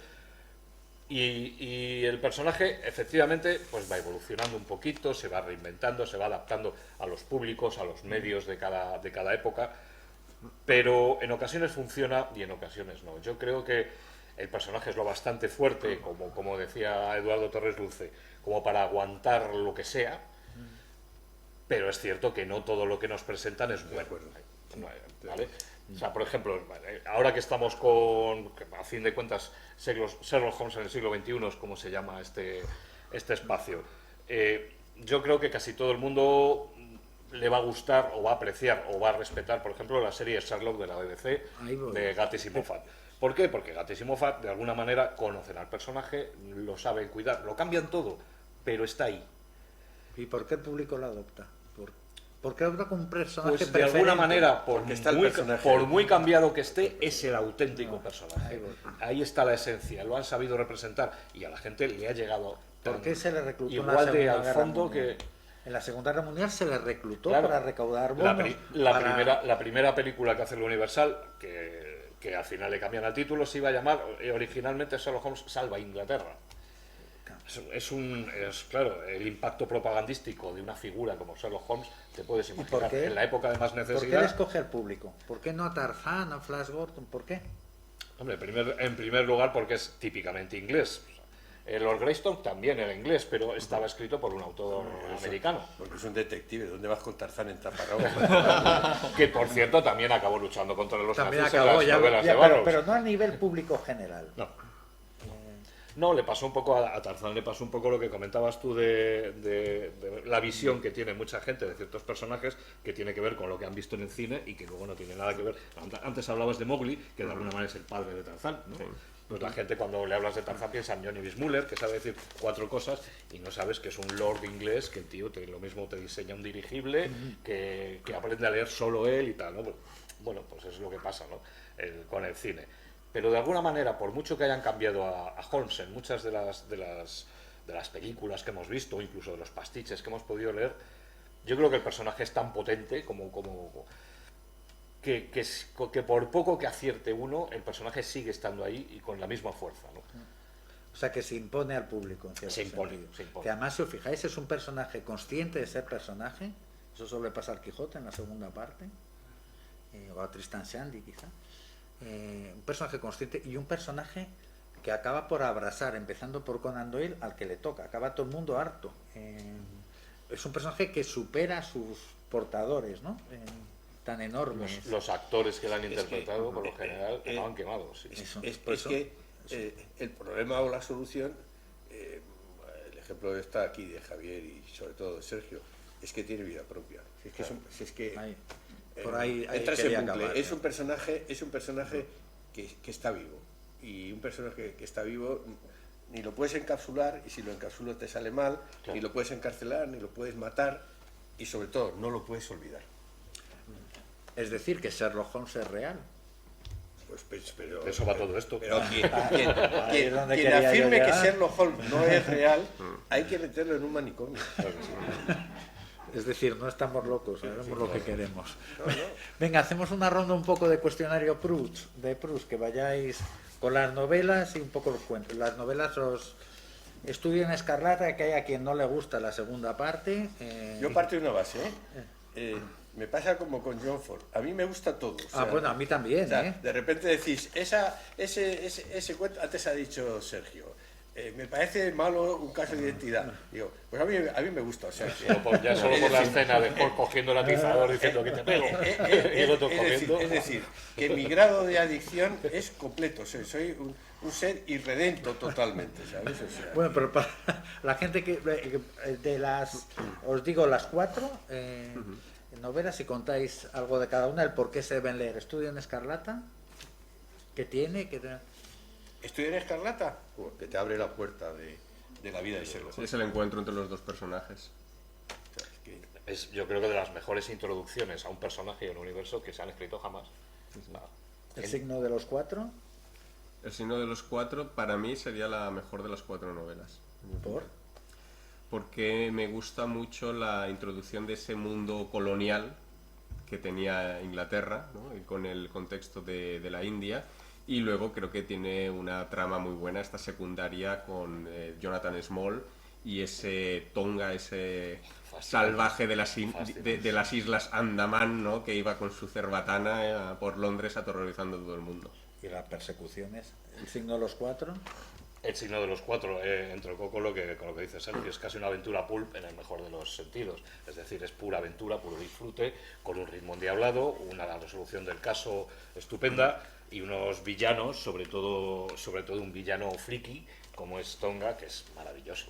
el signo de los 4 que sale Oscar Wilde, para que yo, no lo a sepa. diferencia de mis compañeros, es que segmento totalmente en las novelas, sobre todo en esta novela, en esta y El Valle del Terror, lo que es la aventura de Sherlock Holmes de la otra aventura, que me puede gustar, pero es que yo la separo radicalmente. Totalmente. Para mí son dos cosas, están relacionadas y justifican totalmente, y además están muy bien encajadas. Por eso Conan Doyle lo hacía estupendamente bien, ¿no? Signo de los 4 para mí, que conozco la intimidad del Dr. Watson, para mí es esencial. Claro. El perro de los Baskerville, que es de la novela de terror ya, pero es un terror psicológico. El perro es el que no da miedo. El páramo, la desolación del páramo es lo de verdad inquietante. Pero mi opinión, que si no reviento. Perro de los Baskerville, Con La Isla del Tesoro, la mejor novela del mundo. es un buen titular.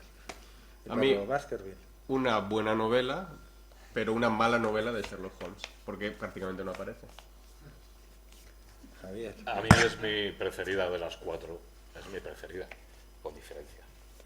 Y mira que me gusta todo el canon, pero es la que me llega, a lo mejor, quizá porque es la primera que leí.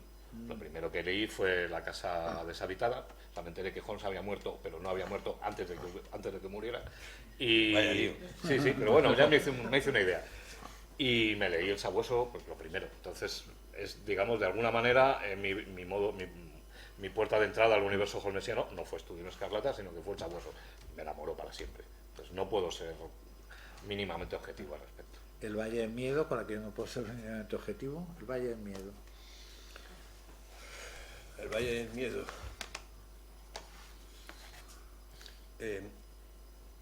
El peligro en la vida de Holmes.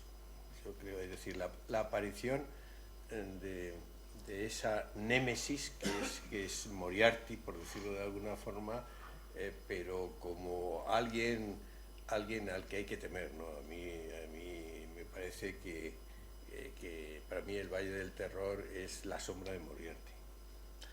En eso estoy de acuerdo.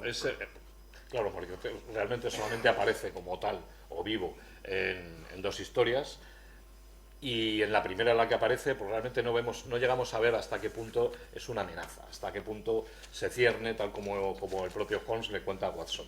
En el Valle sí lo llegamos a ver hasta qué punto él está moviendo los hilos y está detrás de todo. A mí particularmente me gusta mucho narrativamente, pero considero que a lo mejor Holmes no debería haber resuelto el caso que resuelve. Es una opinión. Creo que se debería haber quedado calladito y habérselo contado luego a Watson, oye, que no le han matado. Es en cierto sentido es el asesino. Claro, de manera involuntaria Paradójicamente, ¿no? su orgullo le lleva a resolver un caso que quizá no debería haber resuelto, ¿no? Pero Javier y Sergio. El Valle del Miedo, bueno, que es una pena que ya no se edite la guía Bradshaw, ¿no? Para poder enviarnos mensajes cifrados. Pero bueno, al margen de esto, me parece de nuevo una novela de Sherlock Holmes que se sale un poco de la tónica. Ya entraría un poco en este universo pulp y casi hard-boiled, ¿no? De algo más violento, más visceral. Eso es algo que está también en vuestros libros, en Javier también, en su afición por el pulp. Preciso un poco lo de Moriarty, ¿no? escuchando a vosotros. A mí me gusta mucho el Valle del Terror. He dicho lo de Moriarty porque creo que la posición de Holmes es intentar hacer de forma pequeñita justicia en un mundo que nunca quiere hacer justicia, y Moriarty lo que significa es el mal. Es el mal que hace que en el mundo no se pueda hacer justicia a la pequeña. Es cierto, has comentado un poco antes esto mismo varias veces y no puedo estar más de acuerdo. Holmes no representa la ley, representa la justicia pura.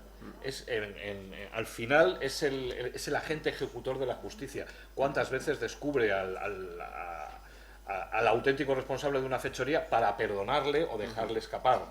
Porque considera que de algún modo también se ha hecho justicia. O sea, realmente lo mismo es implacable que es compasivo, ¿no? Es justicia. Yo que soy creyente, y pues se sabe que Conan Doyle era católico, perdió la fe,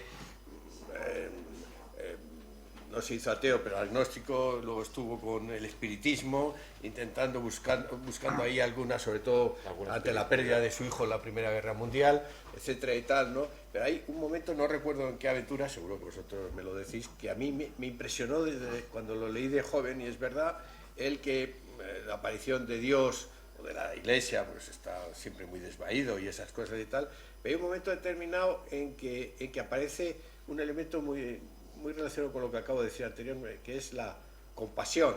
Los cristianos diríamos la caridad de Holmes, concretamente, que está en el Carbúnculo Azul, ¿no? Es un cuento navideño, ¿no?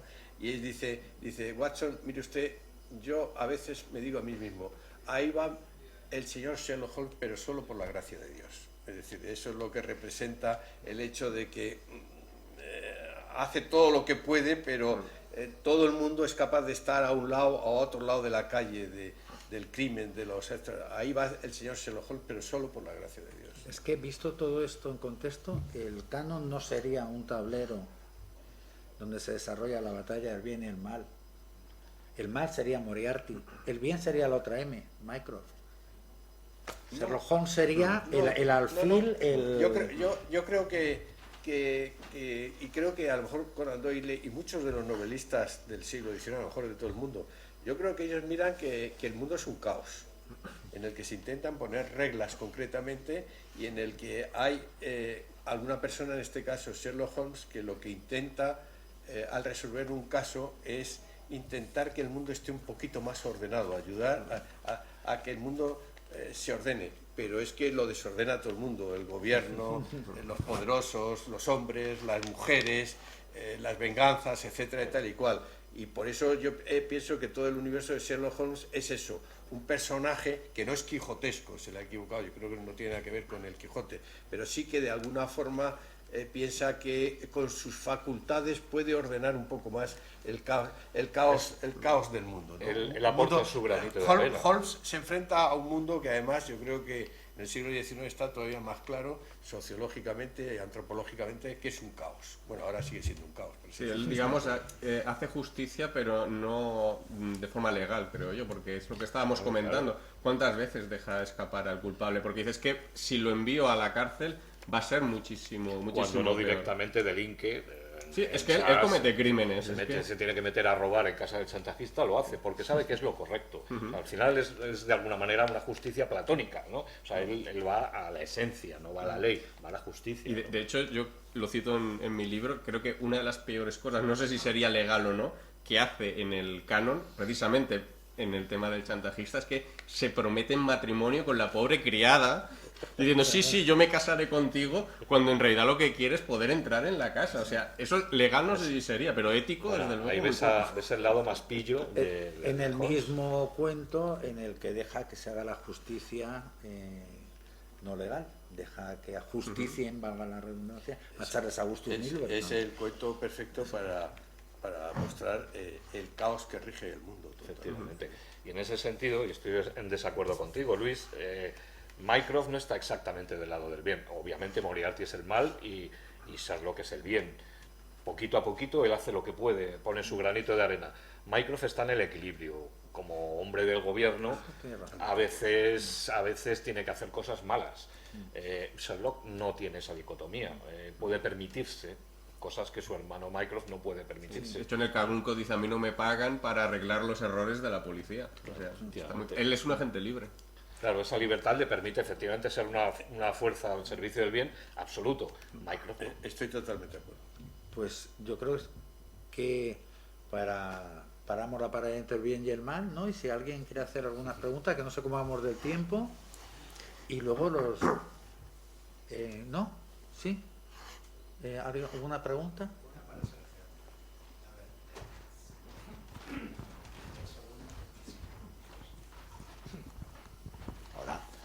Hola, Sergio. Sobre la segunda novela gráfica, la de Miguel Strogoff, que es mi favorita porque es una novela que me encanta, de Julio Verne. Me encanta la exploración un poco de la parte política y del Sherlock espía que no quiere serlo. Eso se lo deja Mycroft, un poco él. ¿Qué opinas del cómic de Alan Moore, que es un poco pastiche, La Liga de los Hombres Extraordinarios, el primer volumen, donde la némesis es el Napoleón del crimen, Moriarty? Bueno, la Liga de los Hombres Extraordinarios creo que es uno de los grandes trabajos que ha hecho Alan Moore, diría de los últimos, lo último de su obra, pues sería de lo mejor. Y como tú dices, la primera serie sobre todo. La segunda, la de la Guerra de los Mundos, también me parece muy buena. Luego ya creo que se va por unos derroteros que no me acaban de gustar, ¿no? Pero los dos primeros volúmenes me gustan. Y de hecho, muchas personas me han dicho al leer precisamente Sherlock Holmes y el Misterio del Día que les recuerda mucho a la Liga de los Hombres Extraordinarios, en el sentido de que cogemos personajes de aquí y de allá.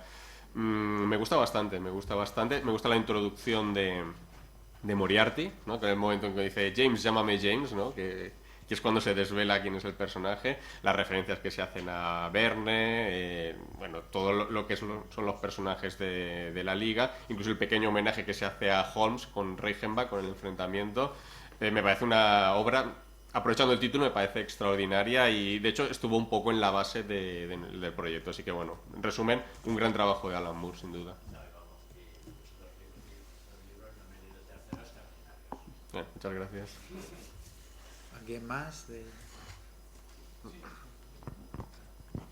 Quería comentarle a Sergio, no he tenido ocasión de leer, ninguna de los tres cómics, pero este del Tíbet me ha llamado poderosamente la atención, porque como cualquier aficionado, pienso sherlockiano, pues yo comencé un pastiche que lo cogí ahí cuando regresan en el enigma de la casa vacía, para mostrar de alguna manera, lo abandoné por desgracia, cómo a Sherlock le habían cambiado los viajes, ¿no? Bueno, hasta espiritualmente se supone si ha llegado a estas alturas, ¿no? Quería saber si ha sabido un poco, o si lo enfoca de esa manera, mostrar qué parte, digamos, del Tíbet se queda dentro del mundo de Sherlock Holmes.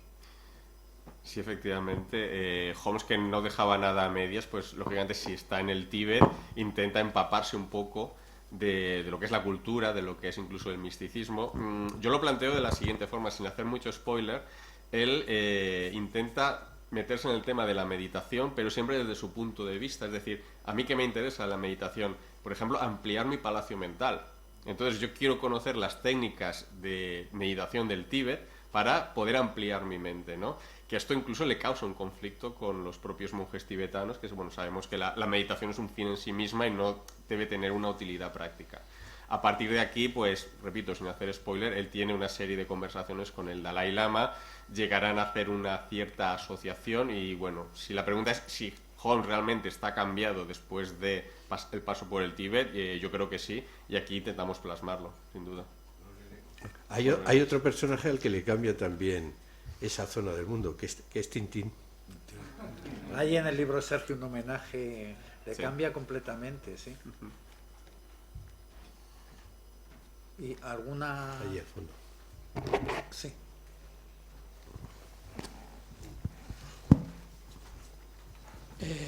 Buenos días. A raíz de todas las intervenciones me han surgido algunas reflexiones y dos es sobre unas palabras de Torres Dulce. La primera, ¿no cree que dentro del mundo dickesiano los irregulares deben estar ahí? Los irregulares de Baker Street son claramente dickesianos. Totalmente de acuerdo. Y otra, me gusta mucho que hayas citado la edición de Aguilar. Me gustaría que no olvidemos al traductor, a Lázaro Sí. Ross, que es Amando para mí Lázaro Ross, que la mejor traducción sí, al sí, español. sí. Absolutamente de acuerdo. Gracias por las dos recomendaciones. De acuerdo. Hay un personaje muy relacionado. Un personaje.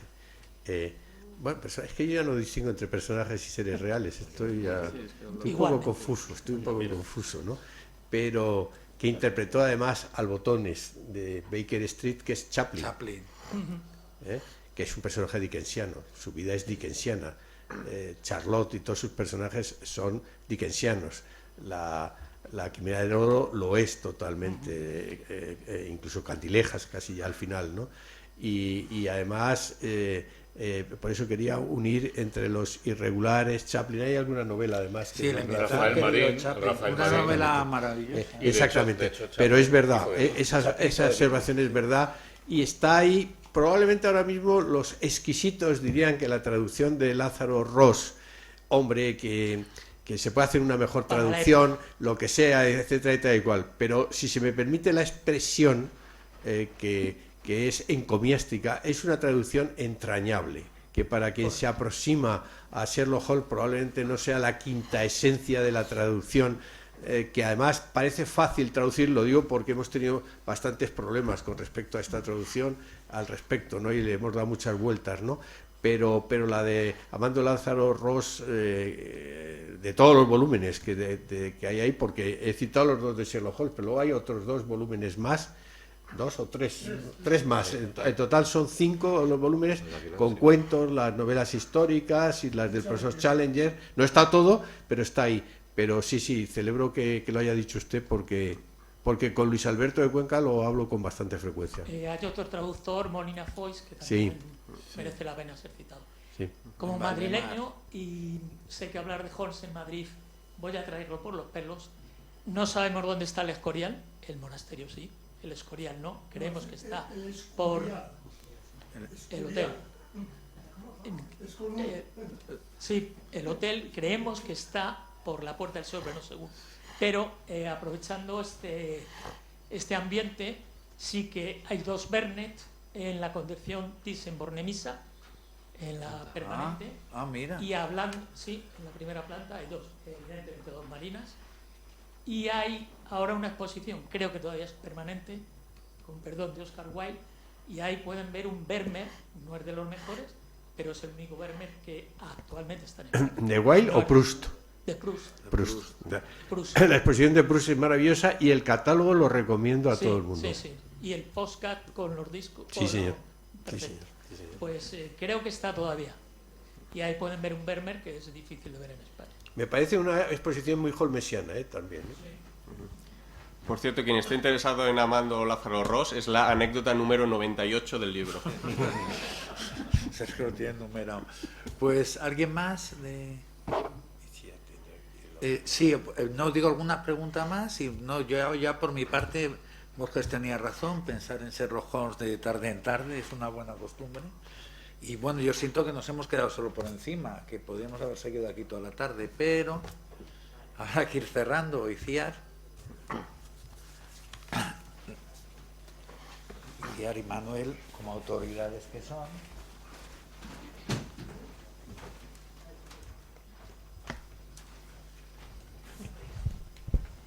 Bueno, yo recogiendo un poco entre lo que lleva más o menos así escrito y un poco lo que hemos ido hablando, la verdad es que es fascinante ver lo vivo que sigue estando Holmes y todas las alegrías, por decirlo de alguna manera, que nos sigue dando en forma un poco de todas estas diferentes versiones que pues de los libros que tenemos hoy aquí, ¿no? De ese, como decía Luis, desde ese punto, desde esa visión macro a esa visión ultramicro, ¿no? A nosotros, cuando Luis nos propuso el hacer esta presentación a la Junta, pues la verdad es que nos pareció interesante y volver a repetir un acto aquí en la Matritense, que como bien decía Manuel, es como muy holmesiana, pues nos hacía ilusión, la verdad, volver a repetir. Y aparte, en el círculo, pues sí que tenemos un poco un interés y una intención en que no todo se circunscriba a las actividades que se hacen en Barcelona, sino mirar también de abrirnos un poco pues para que llegue a todo el mundo. Es verdad que la mayoría de socios están allí y la tendencia a lo mejor es hacer cosas allí, pero bueno, que cuando se nos ofrece o se nos presenta una oportunidad como la que nos presentó Luis, pues bienvenida sea. Entonces yo quería aprovechar también un poco ya para dar las gracias pues tanto a Eduardo como a Javier como a Sergio por su aportación y su interés en venir aquí a presentar hoy estos libros y participar del coloquio. También quería darle las gracias a Manuel Rodríguez Alcaina por volvernos a dejar aquí realizar el acto. Obviamente a Luis de Luis, que ya sé que se pone muy de color rojo, pero es que es mi gran valedor aquí, o sea, todo lo que me propone me parece estupendo. Y espero que sigamos haciendo muchas cosas. Y también quería daros las gracias a todos por venir. Espero que os haya resultado interesante.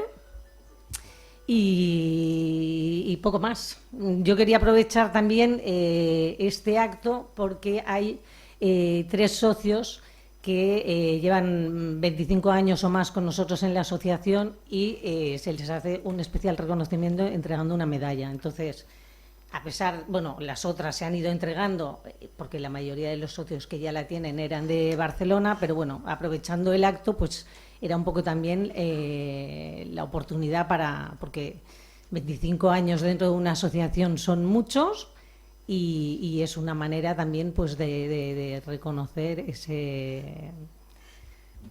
esa especial, no sé cómo decirlo, no sé, ese especial vínculo con el personaje y con el protagonista, con nuestro insigne detective, con Holmes. Así que me gustaría que subieran al estrado Covadonga Cue, Juan Carlos Fernández Ayer y Rafael Rojo para recibir la medalla conmemorativa.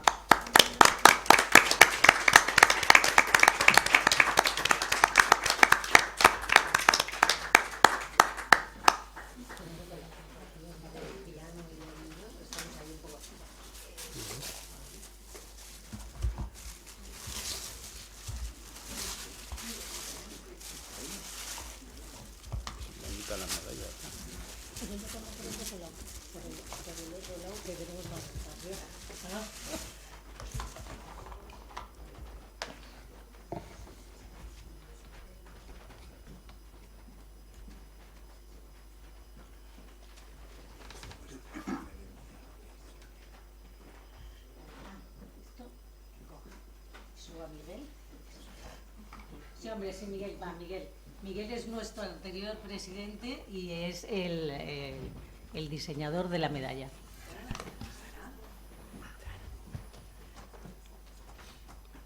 Bueno, pues sin micro. No, el tema de la medalla es porque en su día decidimos crear un pequeño grupo dentro del grupo que era el que correspondía a los socios que llevaban más de 25 años. ¿Y en qué nos basamos? Pues estuvimos mirando las opciones de darnos una nacionalidad y buscando alguna referencia, claro, latina, española. Entonces salieron unos cuantos nombres de algunos casos, pero el que nos llamó más la atención y nos gustó más fue en el pabellón Wisteria, que precisamente va de personajes latinos. No acaba de dejar claro si son españoles o si son americanos, pero son personajes que son latinos. Y todos ellos, y el caso va relacionado con el país de San Pedro. Por el caso que ha habido de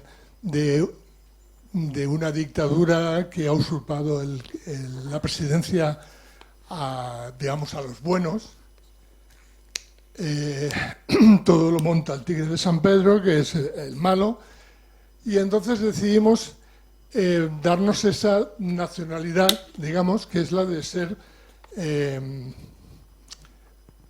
habitantes y pertenecer a San Pedro. Y entonces la medalla es el escudo que ideamos, que nos identifica. De hecho, también creamos los pasaportes de la asociación, aparte del carnet, que los pasaportes son identificativos también de lo que es ser ciudadanos de San Pedro, con sus debidas explicaciones que constan en el mismo pasaporte. Y la medalla es eso, es el escudo de la del país, el pasaporte, y es el dibujo que, bueno, el escudo está sostenido por dos monos con el cinturón de conchas que aparece en el caso del pabellón Wisteria, en la cocina, aparece un mono muerto que lleva ese cinturón. Entonces la idea fue poner, así como vemos en otros escudos, el caballo y el unicornio aguantando el escudo. Aquí pusimos los dos monos aguantando el escudo y dentro del escudo cada una de las cosas que definían el país. Y ese se ha quedado como la medalla de los 25 años que se ha creado para todos los socios que llegan a esos 25 años. Es esta, ¿eh? Esta no es la de la sociedad matritense, es la nuestra, la de los socios de más de 25 años, ¿eh? Era solo aclarar lo que es, porque dice Sherlock Holmes, ¿y esto qué es? Unos monos aquí aguantando un escudo. Pues eso es el escudo que nos inventamos para San Pedro y al que pertenecemos los que llevamos ya 25 años, ¿vale? Y ya está, ahora ya está explicado. Bueno, pues Juan Carlos Fernández Ayer.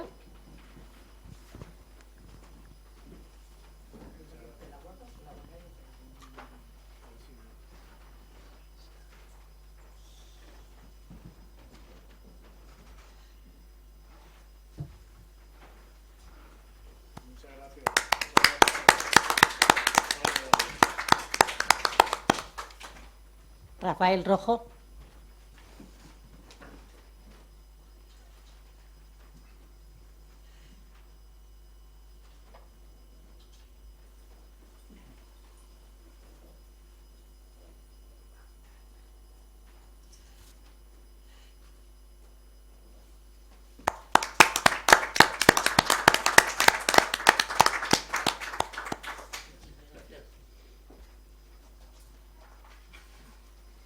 Covadonga Cue.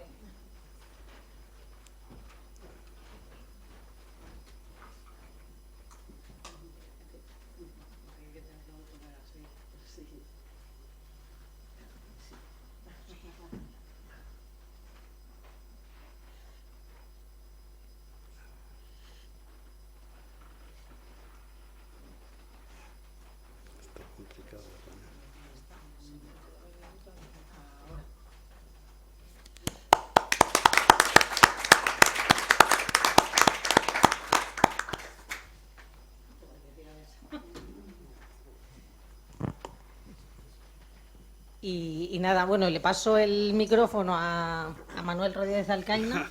Bueno. Bueno, toma, gracias. Pues nada, yo creo que ya poco más hay que decir. Nada, muchas gracias a todos por venir. Lo de la oportunidad, vamos, esto ya es vuestra casa, vamos, consideradlo como tal. Y aquí pues seguiremos abiertos a tener más actos holmesianos y esperemos que cada vez con más socios madrileños, que a mí esto me duele, ¿eh? Vamos a ver si entre nuestros socios habrá que mandar alguna circular o algo que se apunten también, porque seguro que sale más de uno. Y nada, lo dicho, que gracias a todos por venir, ha sido una charla, yo creo, muy, muy ilustrativa, muy nutritiva. ¿Dónde está Luis? Se me ha escondido, está ahí. No te escondas. Creo que ha sido muy, muy, muy Garci, ¿no? Muy, muy, muy qué grande es el cine. La verdad que os ha quedado. Sí, no, no, la verdad que se os veía embalados, ¿eh? Digo, estos se tiran aquí. Engancha. Sí, ha habido algún socio que se ha ido a comer y estas cosas, pero en fin. Pues nada, que. Sí. Bueno. No es la primera vez que lo hace esto. Bueno, el que quiere, si alguien trae el libro para firmar o quiere comprar Exacto. alguno de los libros ahí para firmar, pues... Pues nada, vámonos a ello.